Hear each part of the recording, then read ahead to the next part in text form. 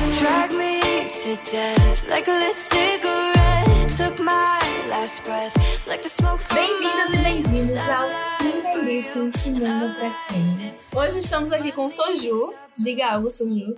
Oiê. Gabriela. Olá, não diga oi, diga Adriane Galisteu. E eu, quem vos fala, Moana Raquel. Se você chegou aqui de paraquedas nesse podcast, saiba que somos o Cinema Pra Quem. Nós somos um podcast com a mesa feminina que fala sobre a representatividade no mundo audiovisual. Alguém quer falar alguma coisa sobre isso? Acho que é isso. Quero falar que é show. Então, vamos começar. O nosso primeiro episódio, a gente decidiu falar de Birds of Prey, a emancipação de Arlequina. Por que vamos falar sobre esse filme, gente? Porque ele foi um filme que, ressaltou a representatividade feminina. Porque ele foi dirigido, produzido e roteirizado por mulheres. Principalmente, na verdade, tiveram produtores homens também. Mas a Margot Robbie, eu não sei falar o nome dele. Margot. Sue Kroll e Brian Uncles, não sei. Fizeram parte da produção. E as protagonistas são todas femininas e são todas mulheres e são mulheres fortes. Então a gente decidiu que seria um bom episódio pra começar de novo o nosso podcast. Não só isso, como a protagonista do filme é um ícone já da cultura pop. E nesse filme ela tem um passo aí, né, a mais bem diferente das outras representações dela no audiovisual. A Margot Robbie, ela já tá há algum tempo na indústria, né? Só que antes ela fazia filmes mais diferentes. Tipo, ela já fez The Wolf of Wall Street, Bombshell e Once Upon a Time in Hollywood. E ela decidiu agora passar pra esse lado mais de super-heróis, super-heroínas.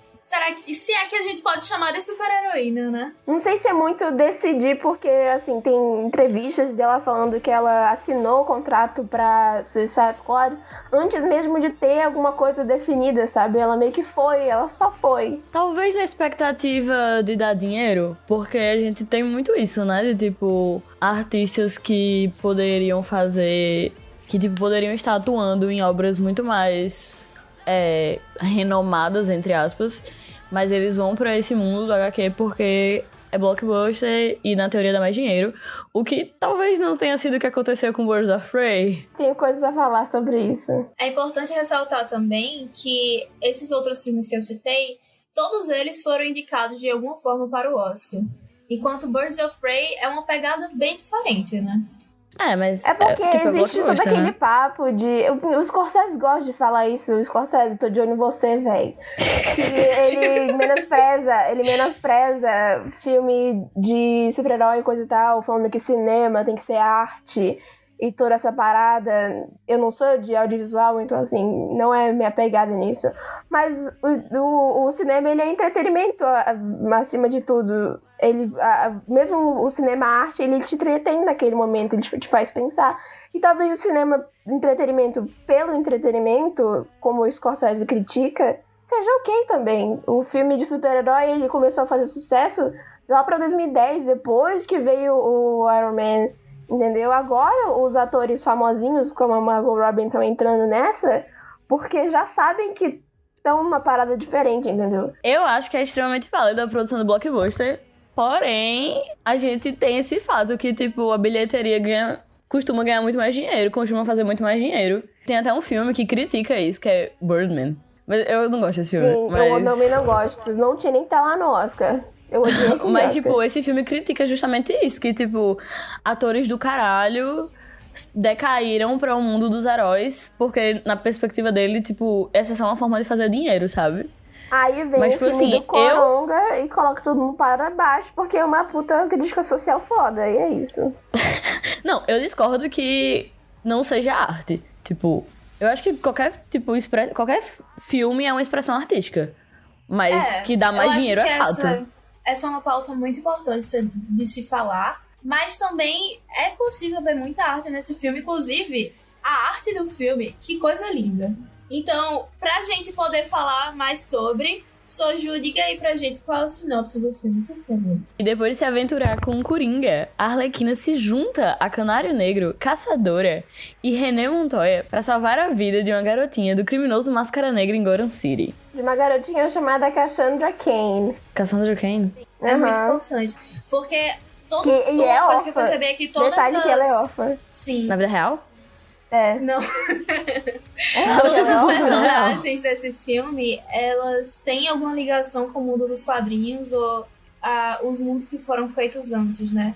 E não é diferente com a Cassandra Cain, Canário Negro, nem mesmo a Detetive Montoya. Ou a Huntress, a Caçadora. Inclusive, eu acho legal isso porque eu não costumo ler quadrinho assim de super-herói. Desculpa, pessoal, eu vejo outros tipos de quadrinhos. Eu leio muito quadrinho de terror, que também é da DC às vezes, como Sandman. E de quadrinho da DC, sou péssima, entendeu? Então, mesmo eu vejo muitas animações da DC, mas, por exemplo, nesse filme me apresentou a Huntress, que eu conhecia só de nome, entendeu? E de talvez de alguma animação, e eu fui atrás dela, entendeu? Do personagem. Eu acho que foi legal pra trazer um novo time que talvez não tenha um segundo filme, mas para as pessoas curiosas como eu irem atrás de conhecimento sobre o filme. Como aconteceu com Guardiões da Galáxia, que ninguém sabia quem era, e de repente, uau, um time. Pois é. O que tá acontecendo nesse filme? Basicamente, a Arlequina acabou com o Coringa e ela tá se redescobrindo. Antes, a vida dela inteira, tipo, depois que ela conheceu o Coringa, era dedicada a ele.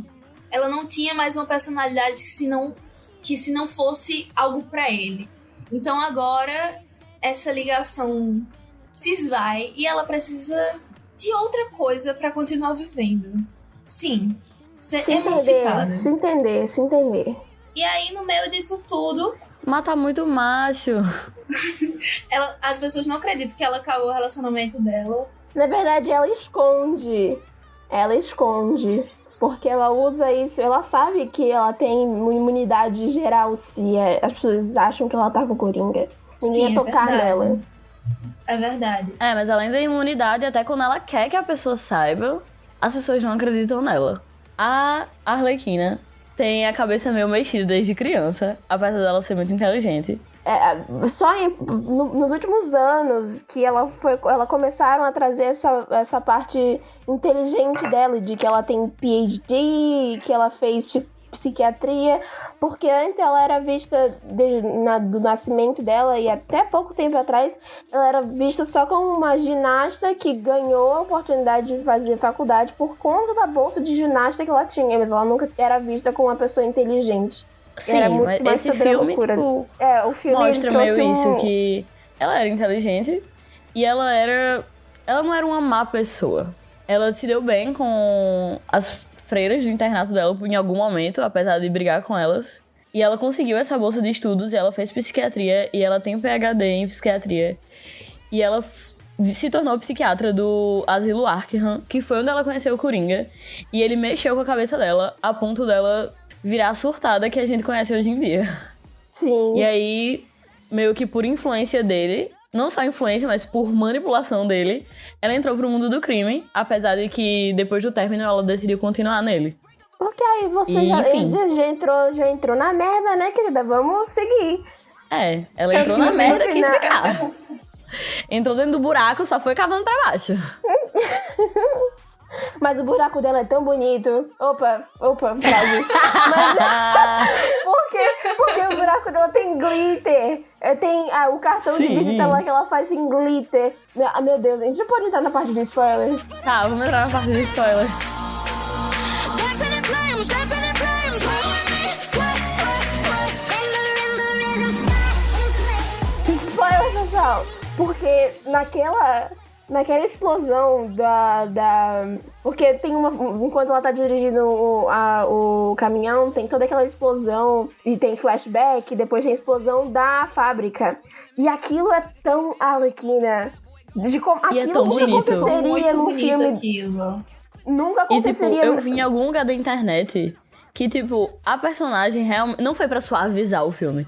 É porque realmente a personagem não é capaz de, tipo, enxergar sangue e violência. Exato. Ela só vê como algo divertido. Naquela parte que ela Caramba, vai que massa. na delegacia, eu até agora já vi 2 ou 3 vezes o filme, eu tenho dúvida se ela realmente matou os caras, se ela realmente estava jogando bomba de glitter no povo. Porque aquilo é lindo demais. Ela machuca, ela quebra, ela derruba as coisas e sai faísca, sai glitter, sai cores bonitas. Entendeu? Aquilo é tão Arlequina e você consegue ver como o filme é muito dentro da cabeça dela, como as coisas funcionam, sabe? Sim. Ai, eu Exatamente. Gente, amo é um ver. filme muito lindo de se ver. Tem muitas cores também. Eu achei isso sensacional. Ele é bonito de se ver e ele é complicado de analisar um pouco. Porque eu fui prestar atenção na montagem dele. E a montagem dele é muito de série meio louca. Tipo, vou jogar um Black Mirror aqui, entendeu?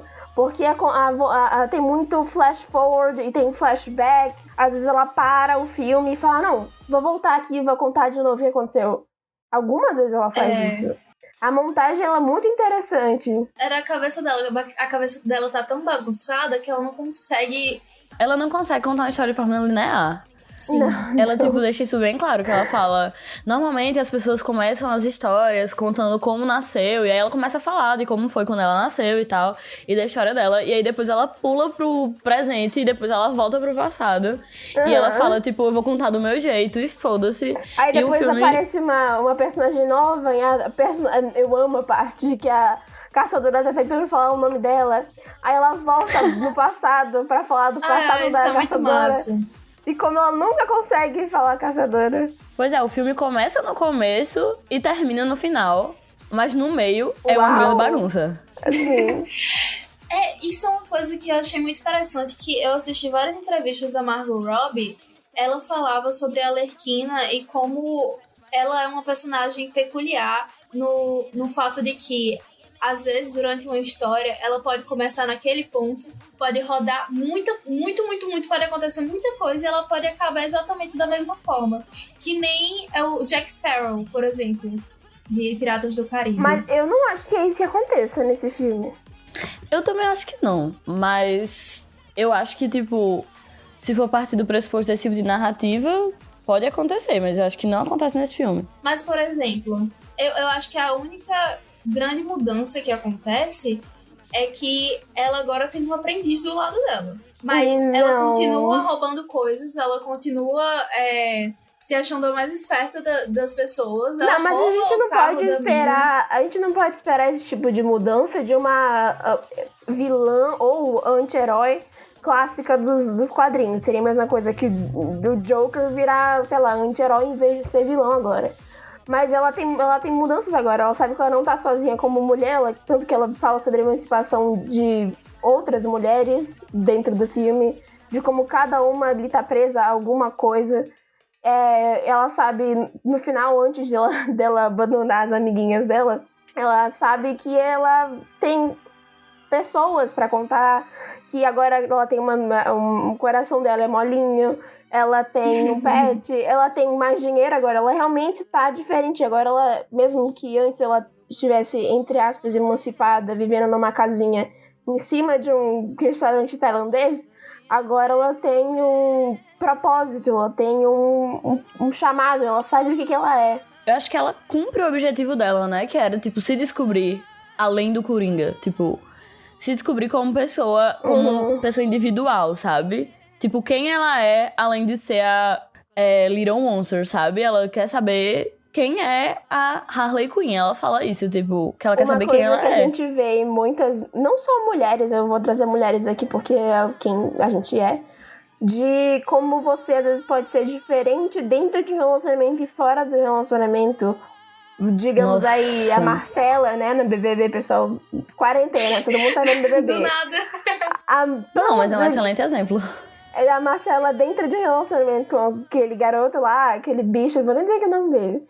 E Danielson. fora é uma coisa completamente diferente, sabe? Ela perde um pouco da personalidade, como você, talvez, como mulher, quando você entra no relacionamento hétero, talvez, não sei se isso aconteceu em outros relacionamentos, talvez você tá tão dentro daquilo, você quer tanto que aquilo dê certo e que você fique com seu pudinzinho pra sempre, que você esquece de quem você é, do que você gosta, das coisas que você... do que fazem você mesmo. E eu acho que, tipo, em relacionamentos convencionais, tipo, convencionais que eu digo saudáveis, isso já acontece um pouco, sabe? De você se perder um pouco. E em relacionamentos como é o da Arlequina com Coringa, é bizarro, porque, tipo, ela realmente perdeu completamente a personalidade dela. Ela virou outra pessoa. Mas ela eu acho se muito transformou. interessante como eles falam que literalmente o relacionamento era tóxico. Porque começou Exatamente. dentro de uma fábrica química e ela literalmente entrou em um caldeirão de químicos e ele foi salvar ela e o relacionamento é literalmente tóxico, tá ligado? Eu acho isso muito Pois é. engraçado. O que me deixa esquisita é um pouco que eu sigo, entre aspas, a Arlequina desde a criação dela, porque eu vi a animação, não toda a animação original, porque tem muitos episódios, mas eu conheci ela a partir de lá, e a história dela com o Coringa, pra mim, é muito grande, muito vasta, e de fazem muitos anos, e a Arlequina é mais do que isso em outras plataformas também, mas dentro do DCU, que é o universo da DC, parece que é pouco tempo, sabe? Porque dentro do que ela fala até lá pra Cassandra Cain, que a Cassandra Cain diz, como é que eu posso ser que nem você? E ela fala que ninguém pode ser que nem ela, e ela diz o percurso que ela teve. E parece que entre o começo da paixão dela pelo Mr. J e o final desse filme não fazem muito tempo, não fazem muitos anos, entendeu?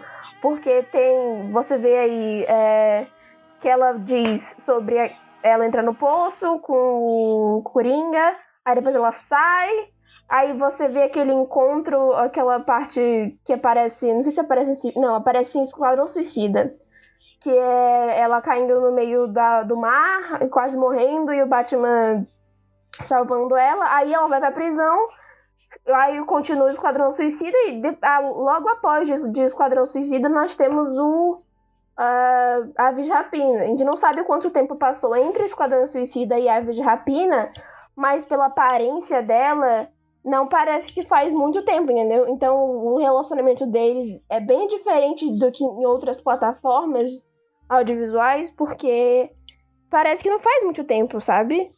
No filme, você disse.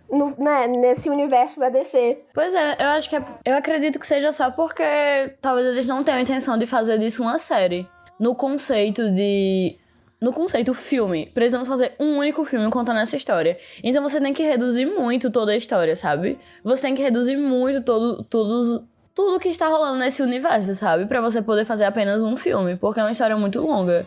Tem várias histórias, na verdade, né? Porque eu imagino que existem, tipo, escritores diferentes de HQ que estejam escrevendo coisas diferentes. Nossa, cada HQ que você vê é um universo diferente. Exatamente. Dentro de outros universos do audiovisual, a Arlequina parece que já é emancipada do Coringa faz um bom tempo.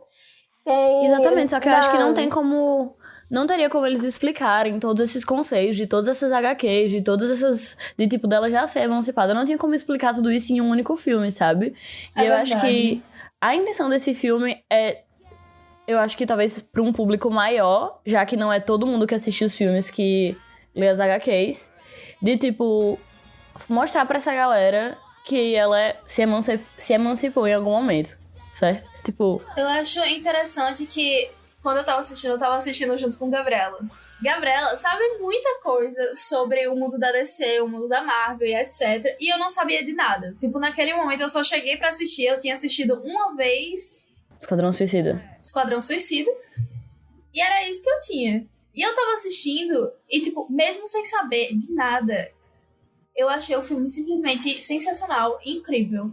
As pessoas que sabiam, tipo, Gabriela, que sabiam de Do tudo que tinha backstory. acontecido, de toda a história, elas também acharam isso incrível. Então, eu acho que foi um filme muito bem feito e muito incrível, assim. E Pra todos os públicos. eu acho que pra chegar nesse ponto é muito trabalho. Porque eu me diverti e você se divertiu também, não foi? Me diverti sim, senhora. Eu me diverti muito com as suas expressões e com as suas reações. Porque tinha coisas lá que eu via e ficava, legal. Aí Moana... Nossa! Não, mas Moana é assim com qualquer coisa. Sim. Moana é ótimo. Eu acho maravilhoso. Mas eu vou voltar um pouco pra Esquadrão Suicida, que, tipo... Esquadrão Suicida também é um filme que funciona pra quem não acompanha as HQs. E não conseguiu Sim. fazer o que Birds of Prey fez. Em que sentido? De ser um filme bom. Tipo, de ter um roteiro... não complexo, mas, tipo... De ter um roteiro fechadinho. De ser uma história que faz sentido por si só. Ter a arte que faz sentido com toda a história. Esquadrão Suicida é um filme que falha em muitos pontos. E, tipo... Eu não gostei de Esquadrão Suicida, vou deixar isso aqui bem claro. Eu acho que ninguém gostou desse filme. Eu conheço pessoas que gostam desse filme. E eu entendo por que elas gostam. Porque a cada vez que eu vejo, eu entendo... Sabe aquele negócio de entretenimento que eu falei?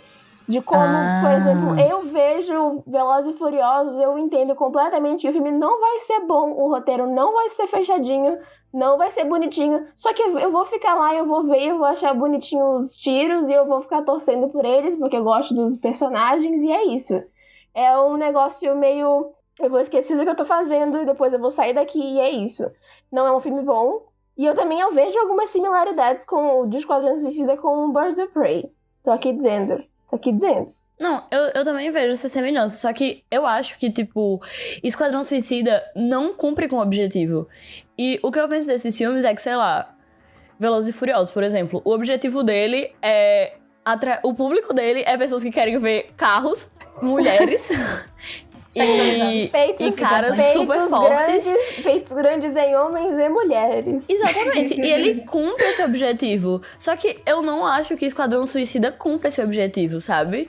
Porque eu vi muita gente que ama filme de super-herói e que tava esperando muito pra ver Esquadrão Suicida, tipo, mostrando... Muito por conta dos trailers. Cometendo crimes e destruindo pessoas. E eu tenho a impressão que o filme não cumpriu com esse objetivo, sabe? E eu acho que Esquadrão Suicida Esquadrão Suicida não. Birds of Prey cumpre com esse objetivo.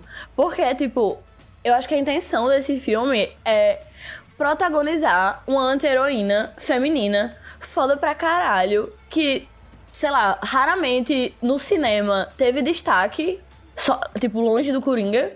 E ele cumpre esse objetivo. O filme é todo sobre ela. Eu não lembro de uma... Tipo assim... Tem poucos momentos que o Coringa tem destaque. E normalmente esses momentos são pra mostrar por que ela é assim. Porque foi por consequência dele. Mas o protagonismo é todo dela, sabe? E cumpriu muito esse objetivo. Um outro objetivo do filme era estabilizar, não. Era estabelecer o time do Birds of Prey. Que eu acho que não foi um objetivo que deu certo. Eu não senti time. Aí a gente já começa a falar do flop do filme, né? Não. Eu não teve flop. Eu tava pensando que teve um flop muito, porque eu ouvi pessoas falando que teve um flop, youtubers, não sei o que lá. E eu fui atrás de um artigo do Looper. Quem quiser, talvez tenha um link, talvez não, porque eu não sou eu que vou fazer a descrição desse podcast. Mas é um artigo falando sobre como o desapontamento das pessoas não foi um flop, porque o filme não teve uma bilheteria abaixo, ele conseguiu se pagar e mais, junto com o merchandising. E o artigo que eu tava lendo, ele lança algumas questões sobre por que as pessoas acham que foi um flop. Aqui, primeiro ele fala sobre como o filme... eu não sei se isso aconteceu no Brasil, mas nos Estados Unidos o filme tem uma indicação para maiores de 18. Porque eles usam aqui sangue foi 16, molhado e eles falam palavrão e não sei o que lá. E um dos pontos que mais me fez sentido pra mim, além de... Porque ele fala de coisas técnicas, sobre a data de lançamento, sobre como fevereiro não é um bom mês pra lançar filme, mas sobre como as pessoas esperam demais por filmes de super-heróis. Que parece que cada filme de super-herói que lança precisa bater 1 bilhão ou perto de 1 bilhão pra ter sucesso, ou pra ser visto como sucesso, ou pra não ser flopado. E parece que não só com esse filme, mas a DC, o Joker, ele foi um ponto fora da curva de ser um filme solo, um filme que não tinha muito nada a ver com o DCU e ter mais de 1 bilhão de bilheteria, entendeu? E esse filme faz parte dessa nova onda da DC de filmes talvez solos ou com times pequenos que não envolvem muita gente, porque a DC antes estava querendo ir atrás da Marvel pra criar um universo, não tava dando certo. É verdade. E porque esse filme não bateu uma marca grande de quase 1 bilhão, as pessoas acham que flopou, só que financeiramente não foi o que ocorreu, entendeu? Pois é, no caso ele teria flopado no sentido de não se compara aos outros filmes de herói ou anti-herói. Mas ele tem assim, seu você destaque. quer comparar Birds of Prey ao Joker que chegou no Oscar, eu acho complicado, gente. Não, é em questão de visibilidade também, porque mesmo antes de Joker ser lançado, as pessoas sabiam que o filme ia ser lançado, as pessoas, que talvez porque o ator é muito conhecido, todo mundo conhece. Nossa, mas a Margot Robbie também. Mas não, É verdade. nossa, eu sempre esqueço o nome dele. O Joaquin Phoenix, ele tem uma carreira vasta, e eu tenho uma carreira vasta em filmes cults, em filmes sabe, que tem uma pessoa que gosta de cinema, uma pessoa que entende de cinema vai falar, Joaquin Phoenix. A Margot Robbie, ela é mais nova nisso, e eu não sei quanto eles gastaram em marketing, mas eu tava muito ansiosa pra ver Aves Rapina, só que, por exemplo, familiares que são fãs de quadrinhos ou de cinema de herói não sabiam que o filme ia ser lançado, ou era só o filme da Arlequina, não Aves de Rapina. Eu tive que explicar para algumas pessoas que não era o filme da Arlequina, era Aves de Rapina o nome do filme. Tanto que depois tiveram que mudar o nome do filme. Em vez de ser Aves de Rapina, virou Arlequina em Aves de Rapina. E não só o marketing pré-lançamento do filme. Depois eu sinto que as pessoas só não tiveram interesse de assistir. Eu tenho um grupo que é de... Na verdade, não é um grupo, é um coletivo de filmes. É um coletivo de cinema. E a gente discute sobre filmes. A maioria das pessoas lá são cults. Só que a galera curte muito filme de herói. Eles sempre falam sobre todos os filmes de herói lá. E ninguém tinha assistido. Eu perguntei no grupo, comentei que eu ia gravar o podcast, eu perguntei se eles tinham alguma coisa a acrescentar. Eu juro, a resposta unânime foi: eu ainda não assisti esse filme. Sabe?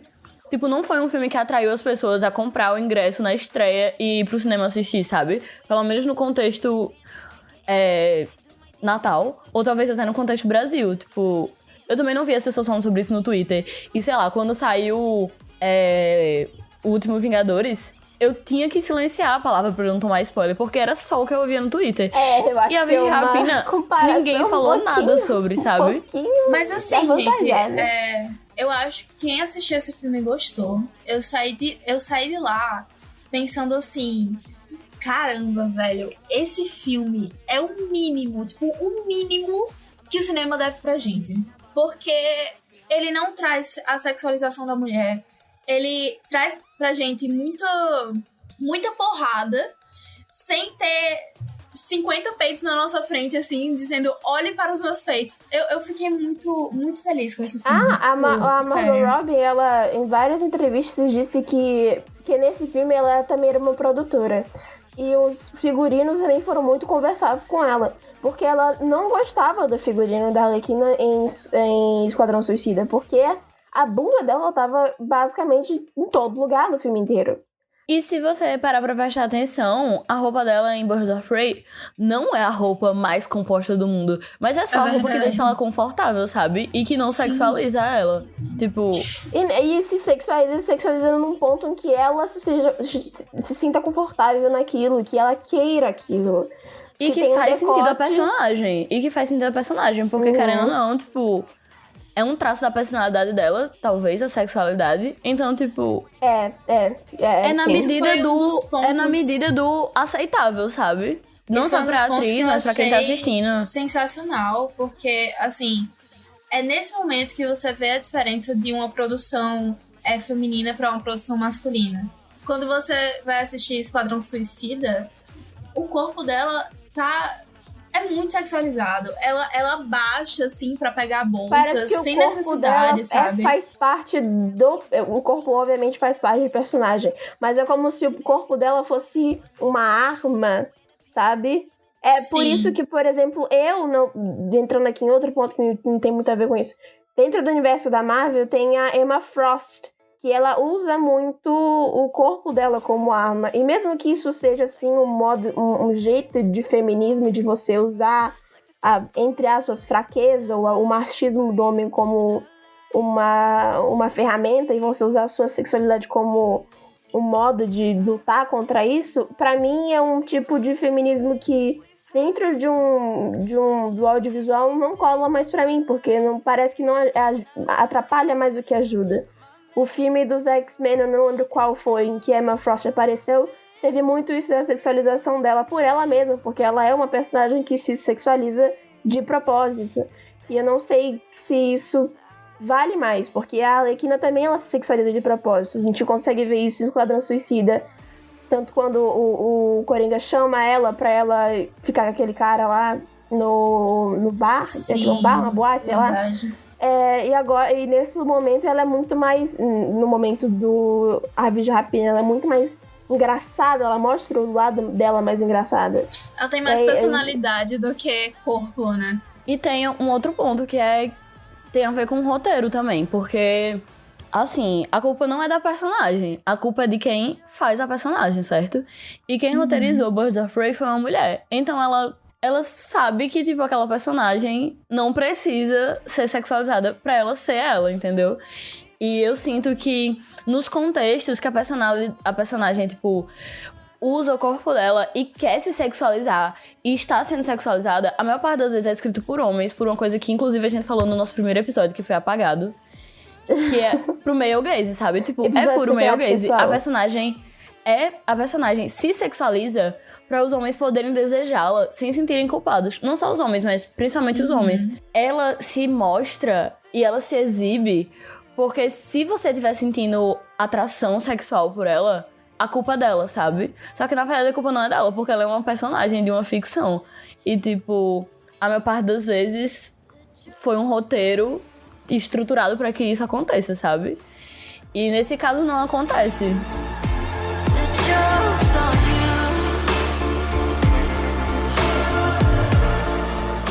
O negócio que eu ia falar sobre ter se emancipado outras vezes e a diferença dessa emancipação é que, por exemplo, depois do filme do Esquadrão Suicida que a gente viu nos cinemas, teve o filme do Esquadrão Suicida em animação. As animações da DC são conhecidas por serem boas, vejam. Teve um filme do Esquadrão Suicida em animação em que ela é emancipada, entre aspas, embora ela ainda mostre uma afeição pelo Coringa, ela não tá tão apegada a ele, tanto que ela fica lá com o Deadshot, que eu esqueci o nome dele em português. E como naquele momento, mesmo que ela esteja emancipada, no jogo Injustice 2, que ela aparece, e no quadrinho Injustice também, que a Canário também aparece no jogo e no quadrinho, que ela também tá meio emancipada, mesmo que ela esteja emancipada, entre aspas, por não ter tido mulheres ali, a emancipação dela ainda é sexualizada. Como esse filme, a emancipação dela, mesmo que já tivesse ocorrido outras vezes, como uma personagem já teve o seu andar sozinha, o andar sozinha dela foi visto por mulheres, e como isso faz uma diferença grande. Por exemplo, tem uma versão que é o Batman Arlequina, o nome do quadrinho é Batman Arlequina, e a capa do Batman Arlequina é a foto, a ilustração icônica da Arlequina segurando, o Coringa segurando a Arlequina, que é uma ilustração do Alex Ross, que é conhecidíssimo no meio dos quadrinhos, que o subtítulo do quadrinho é Arlequina, só que quem tá no centro da ilustração é o Coringa. É como se a emancipação dela já tivesse ocorrido, só que tivesse ocorrido por mãos de homens, e por isso esse filme é tão diferente. Com certeza. É puramente por conta própria dela, sabe? Porque é claro que, tipo, as aves de rapina têm uma contribuição nisso. Só que no final a gente vê que é bem ela mesmo, sabe? Que se emancipou por conta própria. Porque Agora, senão sim. ela só mostra que, tipo, ela não precisa daquelas meninas, apesar delas terem tido um papel muito importante na história principal. Mas eu acho que a emancipação dela parte dela mesma. A história como um todo também traz muitas questões femininas e feministas que a gente convive no dia a dia. Por exemplo, a detetive Montoya. Ela tá lá trabalhando todo dia, fazendo a parte dela, e ela nunca é reconhecida, nunca leva mérito no trabalho dela. Quem recebe os aumentos ou o aumento de cargo, as promoções, são os homens que trabalham com ela. Além disso, uma representatividade que eu não tinha percebido aqui, além dela ser negra, diferente do quadrinho, ela é bi ou lésbica, que a gente não sabe.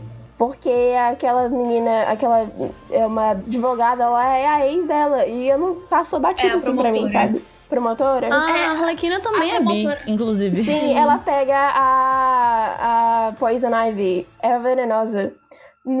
Tem num jogo, acho que no Arkham, alguma coisa, em um dos Arkhams ela pega, e no quadrinho também. A Arlequina e no início do filme também aparece, os antigos amores dela aparecem uma mulher no final também. Sim. Muito rapidamente, mas se você prestar muita atenção... Eu prestei atenção, porque o meu gaydar é forte. Mas tem outra coisa que, eu tipo... fiz parte do grupo que eu vi quando lançaram a HQ... E o povo, nossa, não pode isso. Só que ao mesmo tempo um monte de punheteiro, entendeu? Porque tinha um monte de gente, nossa, não pode isso. Aí tinha um monte de gente, amei, gostei, que não sei o que lá. Só que de modo mais agressivo, tô aqui não colocando palavras. Mas quando lançou a HQ do Lanterna Verde, porque tem um Lanterna Verde que... Não sei se é um Lanterna Verde, que ele é gay, ele tem o casamento dele, os cambal. O povo praticamente odiou a DC de um dia por outro. Mas a Arlequina pegando a Era Venenosa, tá tudo bem, vou aqui bater minha punheta aqui. Ai, meu pai. Mas eu queria voltar ao ponto da detetive, que eu achei que tinha muita semelhança entre ela e a Arlequina. E a Mona nem tinha percebido. E depois eu conversando com ela, eu voltei nesse assunto, que tipo, ambas são fortes pra caramba por conta própria, só que elas foram apagadas por muito tempo por causa de um homem. E, tipo, você percebe isso até pela fala da Arlequina, que no começo ela fica falando que, tipo, não gosta dela e fala os motivos. E os motivos que ela fala de não gostar da detetive são muito parecidos com as coisas da vida dela mesmo, sabe? Nossa, eu não lembro disso. Fala aí, por favor. Eu não lembro exatamente o que era, mas ela falava que ela não desistia e que ela sempre era muito boa e ia até o final nos crimes, mas sempre quem tomava o crédito era o parceiro dela. Ah, ok. Que era aquele cara lá, eu não lembro o nome dele. Era o Ninguém se capitão. importa, ninguém se importa. Ninguém se importa. O sargento. E, tipo, ele sempre tomava o crédito pelos crimes que ela resolvia. E aí, quando ela fala isso, parece que ela tá falando de si própria, entendeu? Só que mudando a perspectiva, que é a perspectiva de detetive e não a perspectiva de crime. Porque ela fala que ela muitas vezes era o cérebro por trás dos crimes do Coringa, mas ele sempre tomava o crédito. E, tipo, tem essa aproximação entre elas duas, sabe? Tanto que no final a detetive... dela. Tanto que no final a detetive pede desculpa pra Arlequina e quando ela pergunta por que, ela fala, eu subestimei você. E eu acho que quando ela fala isso é porque ela percebe, sabe? Que elas são mais parecidas do que ela achava. De todas ali, aqui eu menos... Por isso que eu falei daqui a Aves de Rapina, talvez... Não talvez, eu acho que quase com certeza não virá um time nas telonas, pelo menos. Porque mesmo que a Aves de Rapina já seja um time nos quadrinhos há um tempo, tem até série animada. Eu não vi um time ali sendo montado porque a caçadora não me pegou. Eu veria muito um time entre a Canário Negro, a Montoya e a Arlequina, talvez. Mas a caçadora, ela entrou ali, ela tava saindo, não deixaram ela sair, ela meio que ficou ali, entendeu?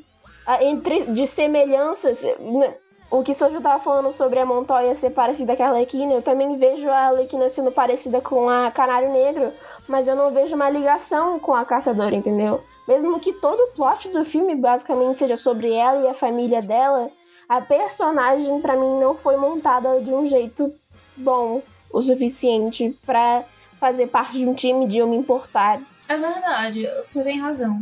Mas assim, a caçadora, antes ela tinha um objetivo na vida dela, que era vingar todos os seus parentes que foram mortos no roubo do diamante, né? E aí agora ela conseguiu fazer isso e ela tá sem rumo. Então faz sentido ela se juntar ao grupo, mas eu acho que não tem um motivo forte o bastante pra isso acontecer. Eu concordo com vocês, mas eu acho que não tem um objetivo forte.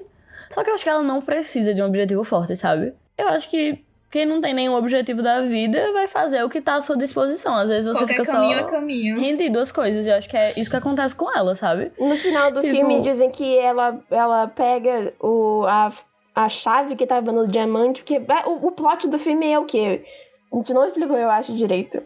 Tem um diamante que precisa ser achado, que tem a chave da fortuna da família da Helena Bertonelli, que é a caçadora.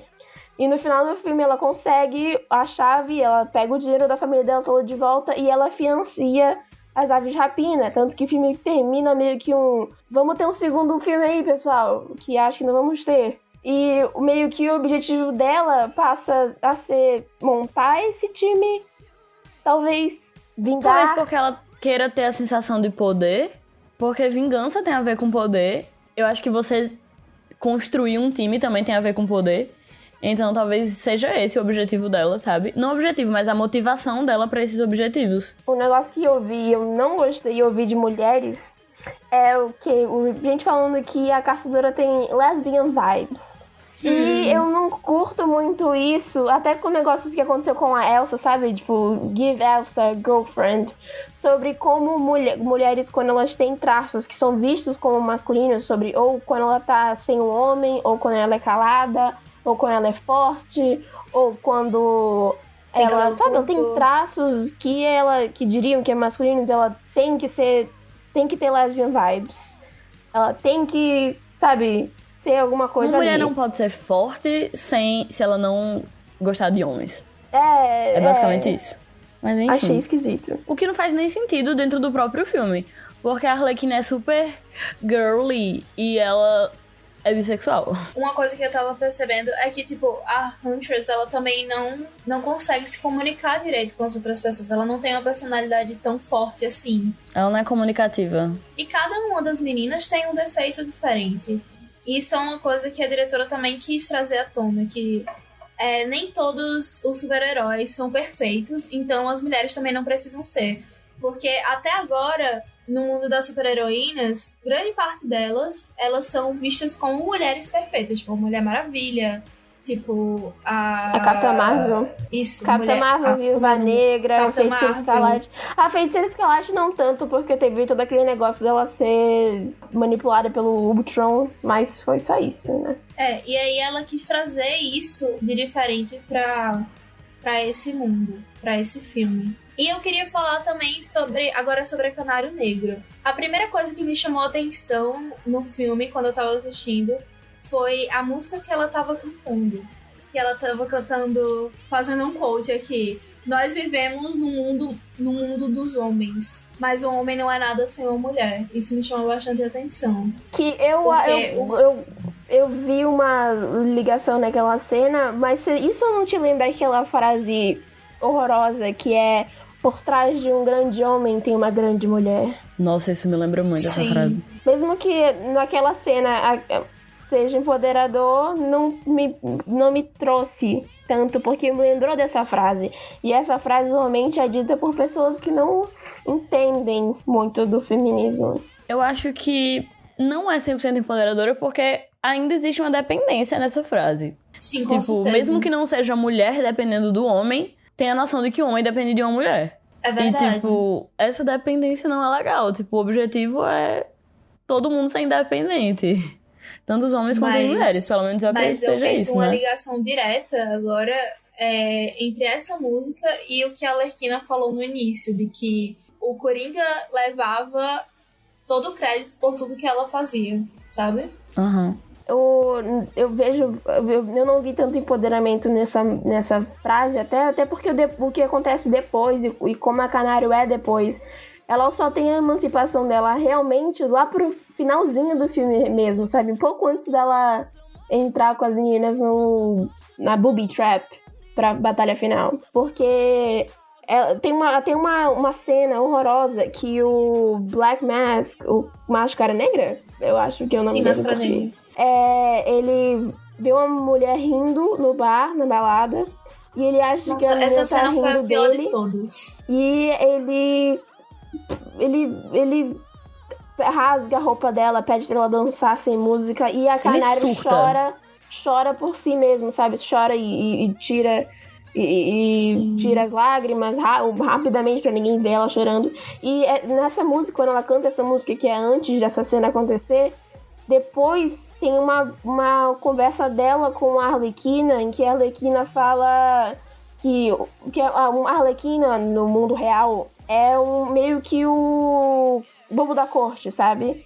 Não é exatamente o bobo da corte, mas é um Minion. Ela mesmo diz que ela é pra servir uma audiência ou um mestre. Um Arlequim não é nada sem um mestre e que ninguém se importa quem os Arlequins são além disso. E é uma conversa que ela tem com a Canário Negro depois da Canário Negro cantar essa música, em que a Canário Negro tá triste. Ela canta a música, ela não tá feliz, ela não tá se sentindo empoderada. Então eu vejo que aquela música ela não é muito sobre sobre como uma mulher é forte, mas sobre como um homem se coloca acima de uma mulher e a mulher precisa estar atrás, ela precisa ser a força que vem de trás e que empodera e que dá poder ao homem, que dá suporte a ele e não a protagonista da história dela. Mas dá pra ver muita sororidade na Canário Negro, desde quando, nesse mesmo dia, quando ela sai do trabalho e vê que a Arlequina vai ser sequestrada e tá quase sendo estuprada. E ela chega lá e dá uma porrada nos caras e leva ela pra casa e cuida da Arlequina, mesmo ela sendo horrível com ela. Eu vi o negócio que eu falei sobre a similaridade de Aves de Rapina, Esquadrão Suicida. Entre elas foi essa sensação de estamos criando uma mini família aqui. Que em Esquadrão Suicida foi uma bosta. É verdade. Eu esqueci o nome do cara do foguinho. Desculpa, cara do foguinho. E o cara do foguinho lá do Esquadrão Suicida que falou, eu não vou perder minha família, sendo que ele conhece os caras há um dia. Velho, aquilo foi muito nada a ver. Nesse filme, em Aves de Rapina, você não tem uma família, talvez, mas você tem ali um começo de realmente uma amizade.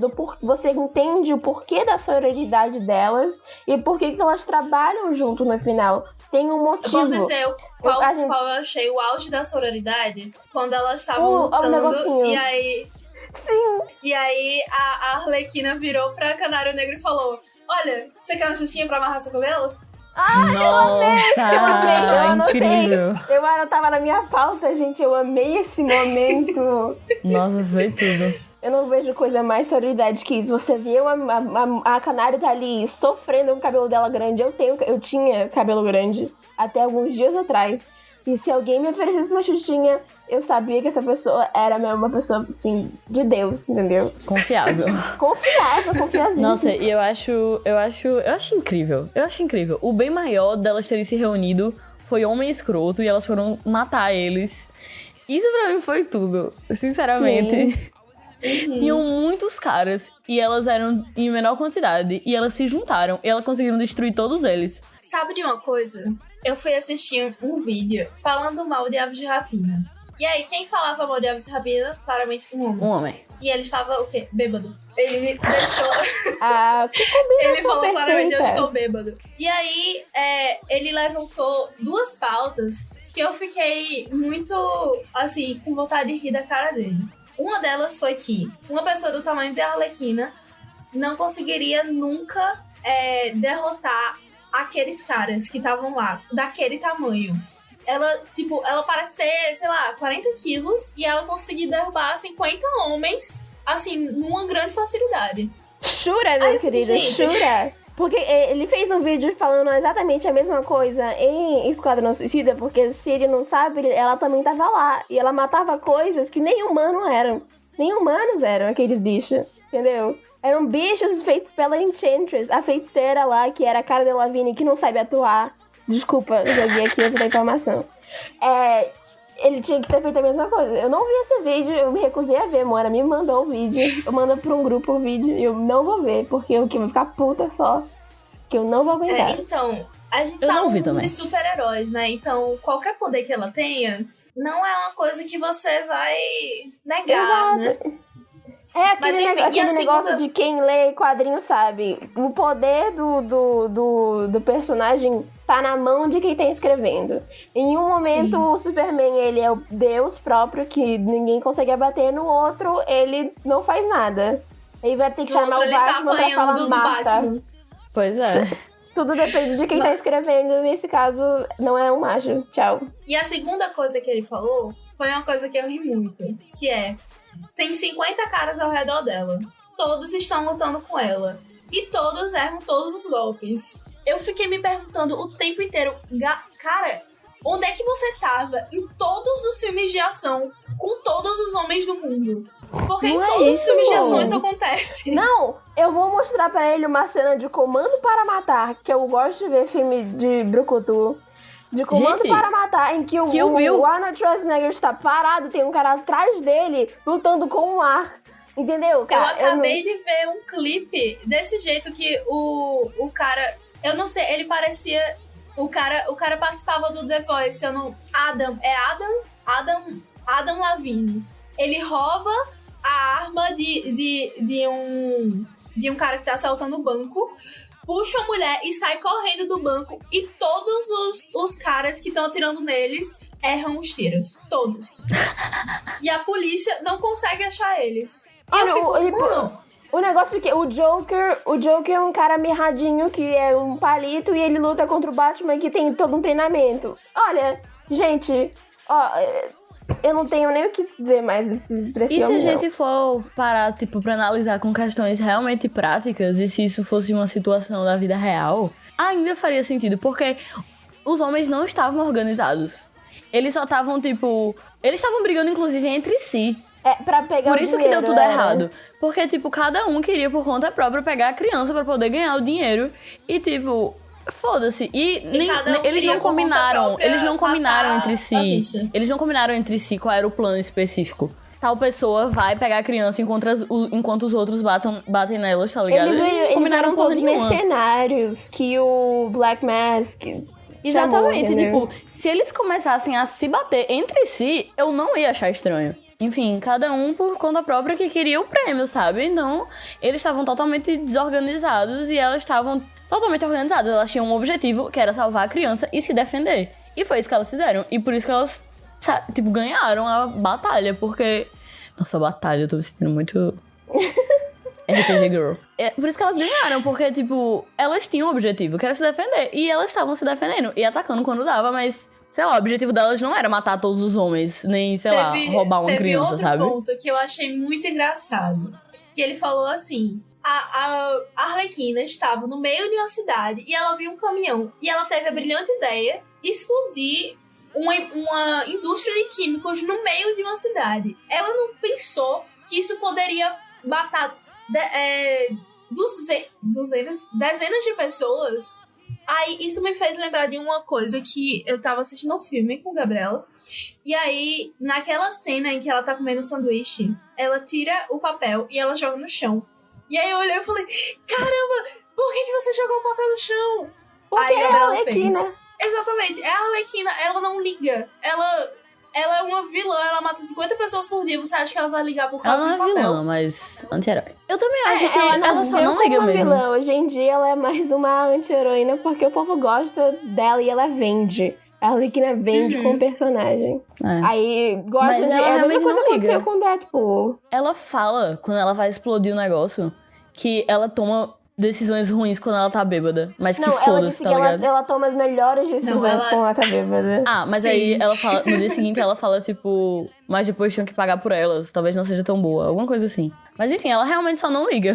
E ela tava bêbada, então ela liga menos ainda. Eu achei engraçado porque, tipo, era como se ele pensasse assim: a escritora não pensa no bem dos cidadãos que não existem naquela cidade. Eu não sei se esse vídeo tá ligado? é irônico ou não agora. Pois é, eu Não, tô, eu tipo, fui irônica. Não, eu tô falando Eu tô falando ironizando o que ele falou. Ok, Ah, entendi. Tava ok. ironizando o que ele falou. Desculpa. Não, eu entendi. Uma referência que dizem todas as coisas que falam sobre esse filme, falam sobre a referência Diamonds Are a Girl's Best Friend, lá da Marilyn Monroe, quando o máscara preta? Black Mask, gente, eu vou falar Black Mask, é isso. É isso, estou no internet, eu sou a Sasha, eu aprendi inglês. Alfabetizado em inglês. Bilíngue. Fui alfabetizada em inglês. Quando ele tá lá querendo tirar a cara dela, e ela meio que fica em um transe, porque elas estão batendo na cara dela, e essa cena acontece. Mesmo que eu olhei pra essa cena, eu achei legal, eu achei divertido, eu não vi um porquê. Eu entendi que ela tá doida lá, mas eu não achei que aquilo se encaixou no filme. Foi uma vertical, assim, que eu não... Eu também não.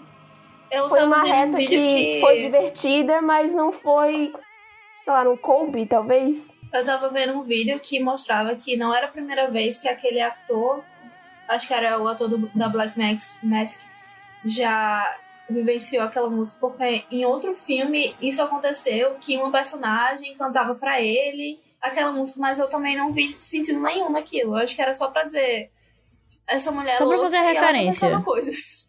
Mas de referência, gente, bora colocar uma referência que bate com a coisa, sabe?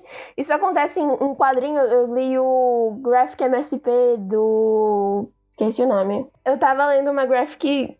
A graphic novel tinha um sistema de ilustração normal entre aspas, tinha o traço lá normal, e de repente, de uma página pra outra, vira meio que um videogame, parece que você tá vendo o videogame e depois volta ao normal. Mesmo que aquilo que você viu foi divertido, você Não meio faz que sentido. saiu do... Você tava lá dentro, você tava dentro daquele contexto e você saiu e depois voltou.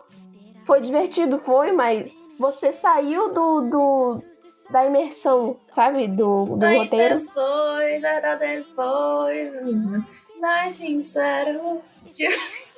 Quê? Desculpa. Foi tipo isso. E foi esse momento do filme. Pra encerrar, a Gabriela vai falar sobre as semelhanças, né? Entre o Esquadrão Suicida e Birds of Prey. Eu vi algumas similaridades entre Esquadrão Suicida e Aves de Rapina, que eu fui ver o filme meio que esperando isso já, porque quem conhece a Arlequina no grande público, conhece ela pelo Esquadrão Suicida. Então eu vi principalmente a questão do vilão excêntrico que a gente viu no Esquadrão Suicida, que era o Coringa, que muito da relação dele com a Arlequina. Aqui o Black Mask faz esse papel, que no final ele queria matar a Arlequina por diversas razões, mas no final ele não diz nenhuma em específico. Ele não tem controle das próprias ações ou das próprias emoções. Não sei se vocês perceberam isso. Eu não achei que esse vilão foi, tipo, o melhor vilão de todos. Ele Na é verdade, muito estranho. Eu acho que ele queria matar a Arlequina porque ele, na cabeça dele, podia. Mas Eu não assim, só vocês acho, mas acham eu que tenho ele quase tinha- certeza que ele fala isso em determinado momento. Ele tinha muitos motivos pra matar ela. Tipo, Mas é verdade. mas acho que o principal era, agora eu posso matar você, então eu vou matar você, porque agora eu não tenho um homem do seu lado que eu me importe, e é isso, você não é nada pra mim. E, tipo, isso mostra, inclusive, tipo, o papel de homens se sentindo superiores a mulheres. Ela não tem mais um homem do lado dela, então ela Eu não é lembrei nada agora mais. do cara que jogou uma bomba na casa dela, que o motivo da vingança dele é porque ele tinha um pinto pequeno. E aparece lá uma berinjela. Ai, eu amei aquela parte. E outra parte que me deixou também lembrando de Esquadrão Suicida foram exatamente a escolha das músicas. Que no Esquadrão Suicida tinha muito a questão da música falar sobre o que tá acontecendo naquele momento do filme, que dentro do Esquadrão Suicida eu achei brega até, às vezes, porque é muito na cara, sabe? Como se a gente, quem tá vendo, é espectador, que eu lembro de telespectador, do Silvio Santos aqui. Quem tá vendo parece que você tá me chamando de idiota. Eu sei o que tá acontecendo. Não precisa colocar uma musiquinha, tipo galinha pintadinha, pra me dizer o que tá acontecendo. Mas nesse filme, teve músicas que foram escolhidas para... A letra faz muito sentido no que tá acontecendo, só que eu também não sei, eu não vi breguice no nível de Esquadrão Suicida, mas ao mesmo tempo eu pensei em como poderia isso ser menos óbvio, talvez. Eu gostaria que fosse menos óbvio. Mas outra coisa que eu queria que fosse menos óbvia é que eu percebi algumas vezes que ela repetia informações. Por exemplo, a cara daquele homem que é cortada. Quando eu vi a animação que mostrava que a cara dele estava cortada e o sanguinho, eu pensei, é aquele cara. Mas ela insistiu em colocar a cena de novo pra gente reassistir. Isso eu achei... Chamou um pouco o público. Não só isso. É como no final, quando a Cassandra Cain disse que pegou o anel da Arlequina pra falar sobre que ela tá com a granada, tem que fazer um flashback com a Cassandra Cain pegando a granada. Como se a gente, o público não conseguisse fazer a relação de que... Não conseguisse lembrar. Sim, foi há 10 minutos atrás o filme. Eu lembro que ela pegou a granada, por favor. Mas parece que eu tô criticando o filme. Eu gostei do filme, tá, pessoal? Pelo amor de Deus. Gente, é isso. O filme é maravilhoso. Tem muitas personagens femininas pra você se inspirar. Inclusive, nós apoiamos um próximo filme, né, meninas? Nós apoiamos. Não das Aves de Rapina, desculpe, Aves de Rapina. Mas um filme da Cassandra Cain com a Arlequina, eu tô aí. Mas assim, a gente vai ver logo o segundo filme de Esquadrão Suicida, vai sair em 2021. Se não houver mais... Não vou ver. Se o Coronga quiser. Se não adiarem mais. Vamos ver como é que vão retratar a Arlequina nesse filme, né? Se vai ser melhor. Espero que sim. Ou só a Margot Robbie. Cabe a ela salvar a todos nós. Tem vídeos da Margot Robbie fazendo todos os instantes do filme. Vejam, procurem. Ela é maravilhosa, gente. Sim, ela você era não ginasta, ama ela é Margot muito Robbie, habilidosa. Se você não ama Margot Robbie, você vai passar a amá-la. Mas enfim, gente, vamos às recomendações desse vídeo.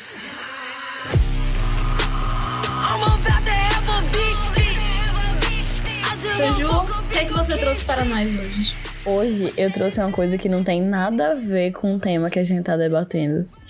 Mas que como a gente tá em épocas de quarentena e que a gente tem muito tempo livre, é muito bom assistir reality shows. Porque eles duram muito. Não fale de Love is Blind e The Circle. Eu ia falar de The Circle. Vai falar. E aí eu ia recomendar The Circle porque tem a versão Brasil agora. E tem inclusive um integrante que é daqui de Natal, mas eu não vou dar spoiler.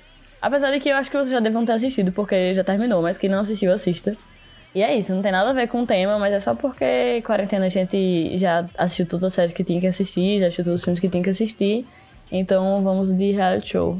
Pra brasileiro. você que está escutando isso depois de 2020, no momento estamos em quarentena. Hoje é dia... Hoje estamos na segunda semana da quarentena no Brasil. Na verdade, de quarentena real é só São Paulo. Nós estamos no Rio Grande do Norte e aqui isolamento não é obrigatório. Voluntário. É voluntário, exato. Obrigada, Mona, por me trazer uma palavra que eu não sabia. Eu estou me isolando voluntariamente, então Sim, eu estou dentro da quarentena. Se isolem voluntariamente antes que eu vá aí na sua casa. Mas enfim, Gabriela, qual a sua Lavem as recomendação? mãos, não encoste no rosto. Não sei mais o encoste que no rosto, recomendar. lave as mãos de 2 em 2 horas. E não saia de casa. Se você está ouvindo em 2020, sei lá, em 2024, também lave as mãos. Só porque não tem um vírus não quer dizer que você não possa lavar suas mãos. Lave suas mãos. Mas eu espero que vocês possam sair de casa. Eu espero que tudo tenha voltado ao normal. Por favor. Gabriela, qual a sua recomendação? Eu tenho 2 recomendações. Uma que é de coisas pra ver e outra que é, assim, da vida, sabe? Porque eu sou uma pessoa, eu sou uma filósofa. A minha primeira recomendação é Westworld. Está na 3ª temporada, eu estou vendo de capítulo em capítulo e a cada capítulo minha cabeça fica mais confusa e eu amo esse sentimento de estar confusa. Tem a primeira temporada e a segunda já nos meios legais e nos meios não tão legais assim. Não que eu esteja falando alguma coisa, mas se você não tem HBO, temos outros Se meios você aí não pra ver tiver Westworld. condições pra pagar um servidor... Exato, por pago. favor. Se você tem um dinheirinho aí, você, por favor, gaste com a HBO pra ela poder fazer mais Westworld. Vejam Westworld, talvez você precise ver um vídeo da Carol Moreira falando sobre a ordem cronológica, mas vale a pena porque é uma série muito Black Mirror, no melhor sentido, porque Black Mirror tá ficando ruim.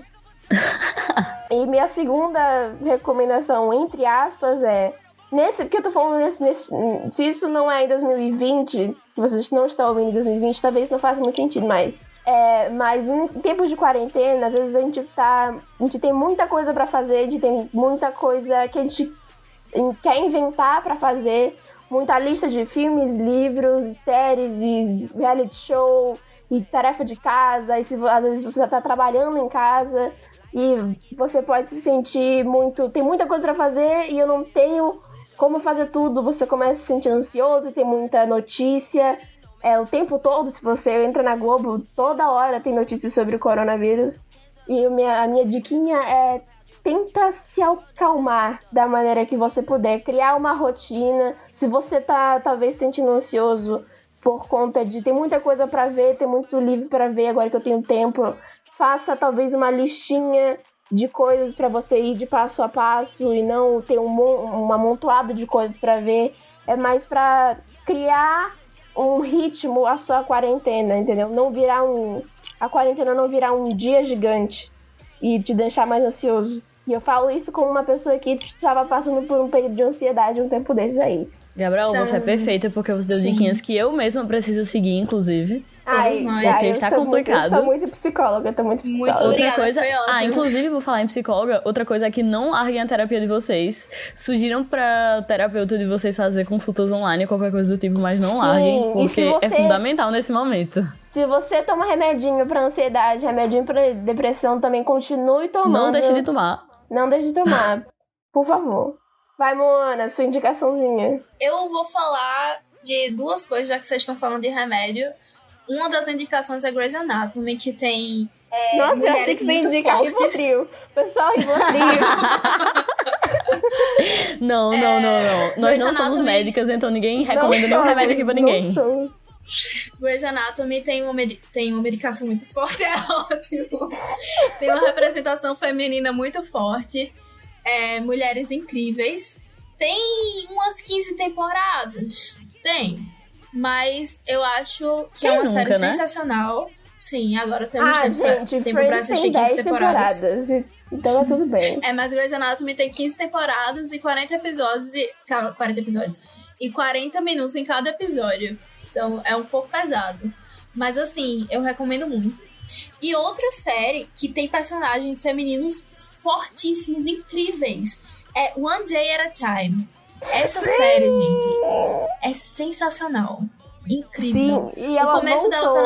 tá na Netflix e ela voltou agora. Ela tá em qual canal, Gabriela? Você sabe? NBC, ela tá na NBC e já tem trailer, só que eu não sei se começou já a sair. Mas eu não sei se também a Netflix vai comprar os direitos e vai continuar passando. Temos que esperar aí. Mas voltou, pessoal. Então. Tenho fé. Se você não sabe, Grey's Anatomy fala sobre a história de um hospital e as pessoas desse hospital. Principalmente a doutora Grey, que é Meredith Grey, que vai desde o internato dela, quando ela sai da faculdade e vai pro hospital, até quando ela fica mais velha e enfim, se eu falar mais é spoiler. E One Day at a Time é basicamente a história de uma família hispânica que vive nos Estados Unidos. A dona da família, não é dona da família, tem uma matriarca e a mãe dela, e ela cuida da família dela e, gente, é sensacional. Tem várias coisas que a gente se identifica por ser uma família hispânica e latino-americana. É uma série bem muito política. Ela tem umas críticas Sim. bem na cara também. Se você talvez aí não goste de umas séries que tem umas piadinhas politiquinhas, talvez não seja pra você, mas... Ela fala sobre feminismo, fala sobre homofobia, fala sobre armamento. Sobre... Enfim, é uma série incrível. Fala sobre a posse do Trump. Fala. Também tem uma coisa que eu não gosto muito, que é o jeito que eles... Não, eu acho importante por causa do contexto, mas é uma série totalmente anticomunista. Mas tudo bem que, né, eles são de Cuba, gente. Eu acho que tá tudo bem Exatamente. ser Faz sentido pra série, mas eles são extremamente anticomunistas. Estamos quase fazendo um episódio de One Day at a Time. Vamos fazer um episódio de One Day at a Time. Vamos, será?